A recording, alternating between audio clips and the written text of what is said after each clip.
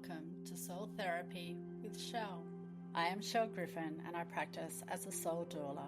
I combine therapeutic knowledge and lived experience with a healthy dose of spiritual exploration. Feel welcome to join me as we learn and grow together, exploring the magic and wonderment of experiencing life on earth as a spiritual being.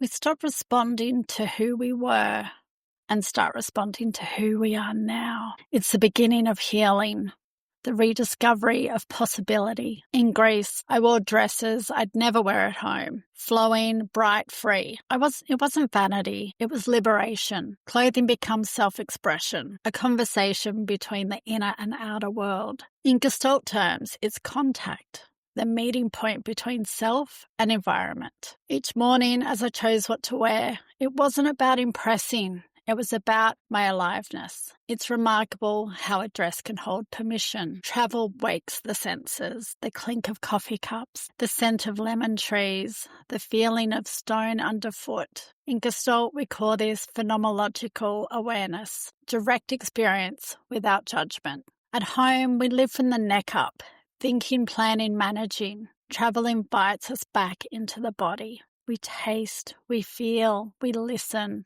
We smell, we sense, we hear. When we re-enter the world through our senses, everything becomes sacred. Learning Italian was joyful. I stumbled through phrases, laughed at myself. Should have heard me trying to order 2 bottles of water. But I kept going. At home, perfectionism might hold me back. But in Italy, it didn't matter. It didn't matter if it was perfect. It mattered that it was real. That's ego relaxation, when the self softens and curiosity takes the lead. In Gestalt therapy, growth happens at the boundary of comfort and the unknown. When I crossed that boundary, I met my own courage. Travel is a mirror.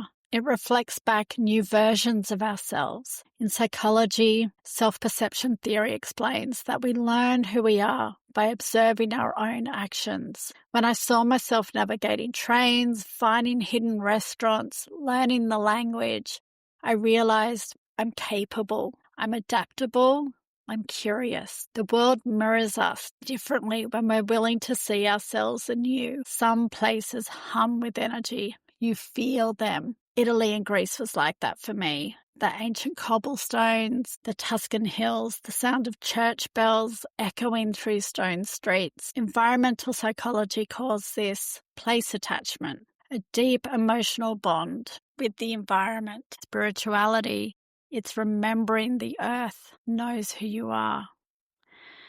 Each place awakens something different.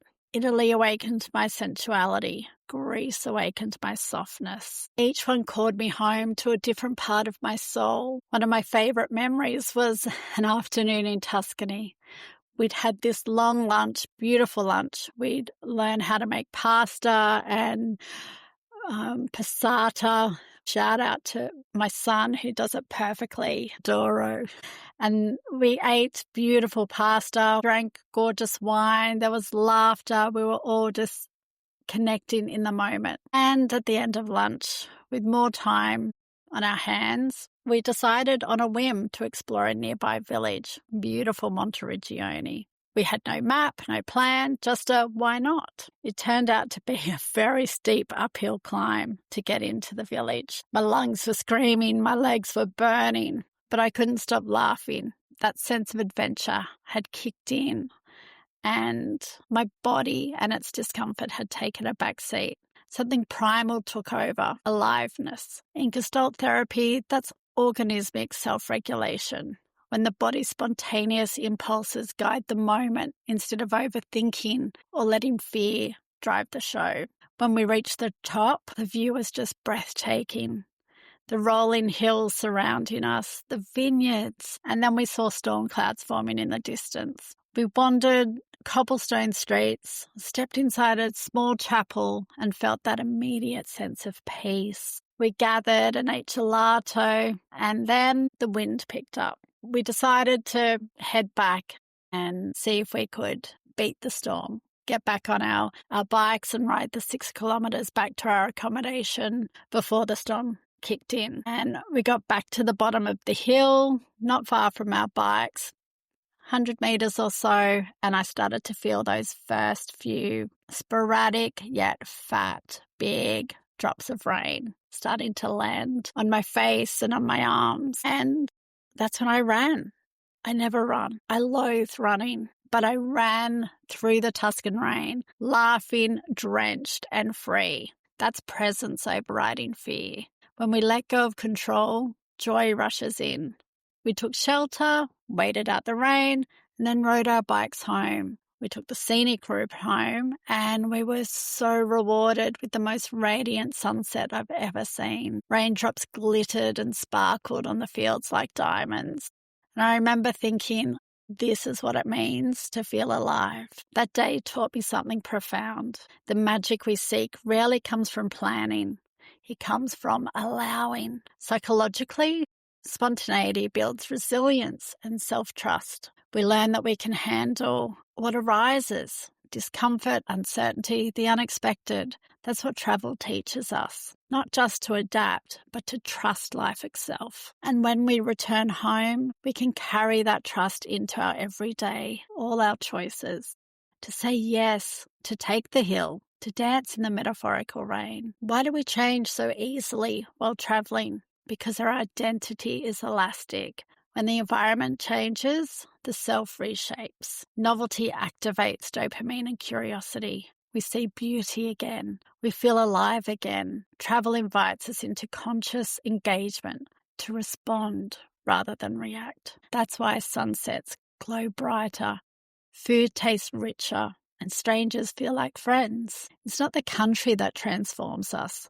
It's our awakened awareness. So how do we bring her home? The version of you who laughs in the rain, wears colours and speaks imperfectly with confidence. By noticing, by pausing before you shrink, by asking, what would my travel self do right now? Maybe she'd say yes. Maybe she'd wear the dress. Maybe she'd order dessert. Maybe she'd finally start that thing she's been dreaming about.